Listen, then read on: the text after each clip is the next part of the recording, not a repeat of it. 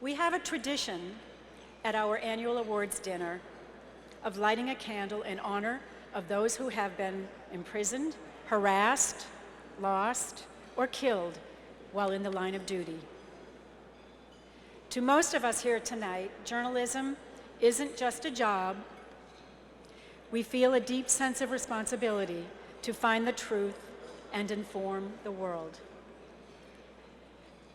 That's what drove Danish Siddiqui, a 38-year-old Reuters photojournalist, into Afghanistan in the final weeks of the US occupation. He was killed on July 16, 2021, near Kandahar.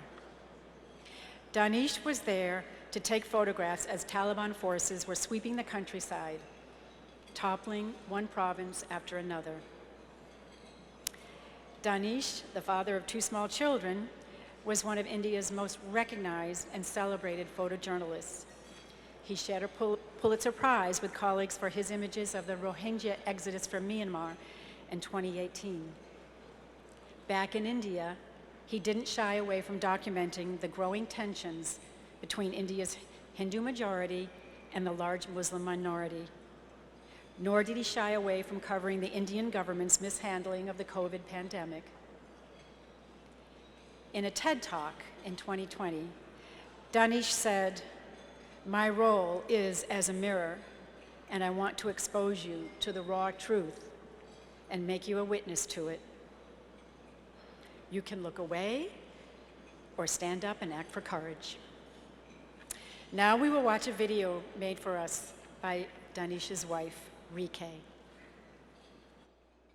The wound left by my husband's death is still fresh, is the painful reminder of his absence. It is hard for me to find the words to express myself, as the void left by the loss of my soulmate and the father of our 2 young children has cut deep and will never be filled again.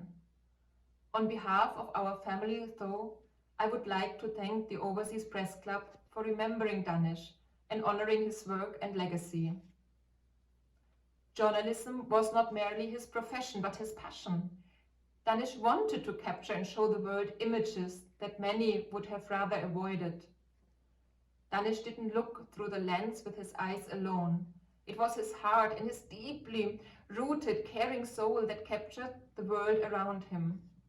He was driven by the hope that his pictures would touch at least one single person and push them to stand up and demand change. Even though the loss of Danish has left us overcome with grief, I hope that this spirit of his will live on in our children. And I hope that his work will continue to inspire journalists for generations to come.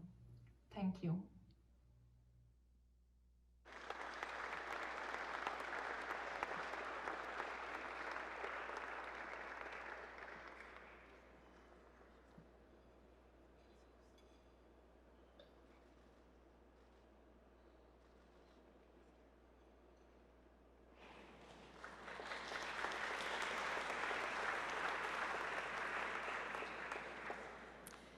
Rike, if you are watching, thank you for such a moving tribute to Danish.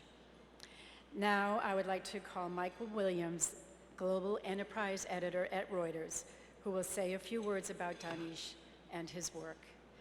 He will light the Candle of Remembrance, followed by a moment of silence. And on the screen, you will see a tribute to OPC members who have passed on since our last dinner in 2019.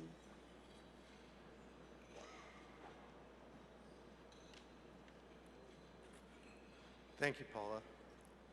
We've heard from Paula what it was about Danish that made him such a great, tremendous talent. We all know that he produced work of great moral force.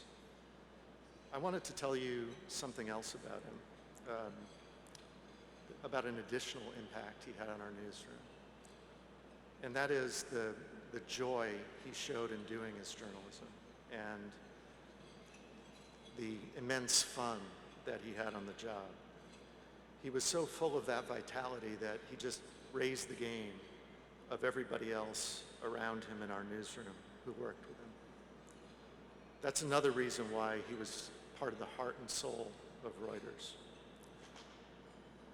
I know that you all have people like Danish in your newsroom, people with that same intense love for what we do and that intense, sometimes mischievous sense of fun, the delight in what we do.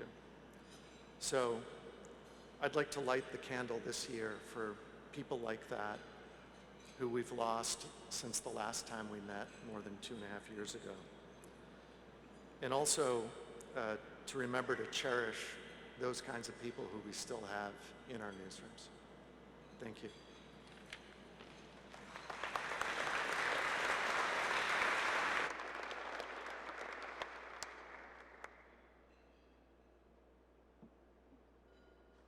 Need more experience at the barbecue.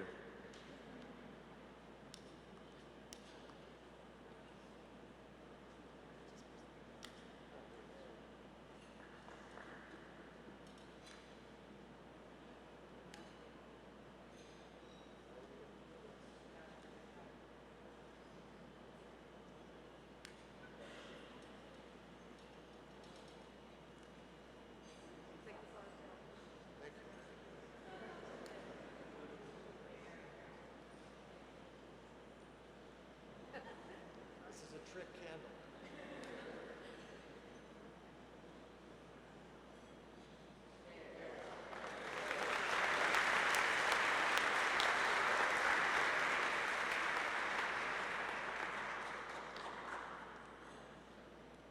And now the moment of silence.